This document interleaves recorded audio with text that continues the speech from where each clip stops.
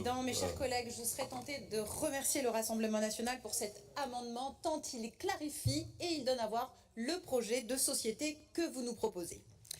En réalité, cette obsession de vouloir contenir l'offre culturelle, de vouloir contraindre les libertés de création et d'expression, cette peur de la diversité et du métissage culturel sont particulièrement révélatrices d'une aversion pour la vitalité culturelle des territoires à laquelle vous préférez la haine de l'autre et le repli identitaire et réactionnaire. À votre demande de sabrer le budget des festivals de 20%, on pourrait répondre tout simplement par l'article 27 de la Déclaration universelle des droits de l'homme qui dit que toute personne a le droit de prendre part librement à la vie culturelle de sa communauté.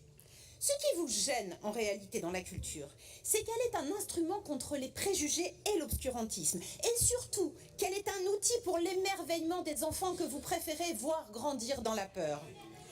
La culture structure nos sociétés en même temps qu'elle participe à la construction de chacun d'entre nous. Elle est un outil pour développer le lien social et notre capacité à faire humanité ensemble. Pour vous, les artistes sont essentiellement des demandeurs de subventions. Mais quel dommage, je vous plains de ne pas être des êtres sensibles à l'art, à la poésie, à l'émotion, au partage des diversités culturelles. Je vous plains de ne pas vous émerveiller lorsqu'une manifestation culturelle vient donner du bonheur à votre territoire. Notre histoire récente est meurtrie par des actes terroristes, orchestrés par des individus qui ont peur de la liberté culturelle et de la liberté d'expression. Cette histoire nous renseigne sur les risques d'une pensée courte qui exacerbe les nationalismes et on est des terroristes, quoi. Et qui préfère les guerres et la xénophobie aux dynamiques culturelles qui renforcent les racines communes et ouvrent les esprits.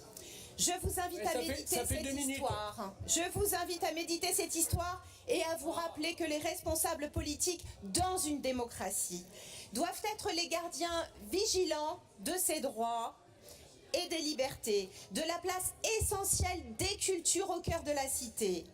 Les témoins du passé et gages pour l'avenir qui font de l'homme un citoyen responsable, désireux d'identité collective et d'intégration sociale, désireux de sens et de sensible. Je vous plains, mais je nous plains, nous, d'avoir à subir ce type d'incompassion.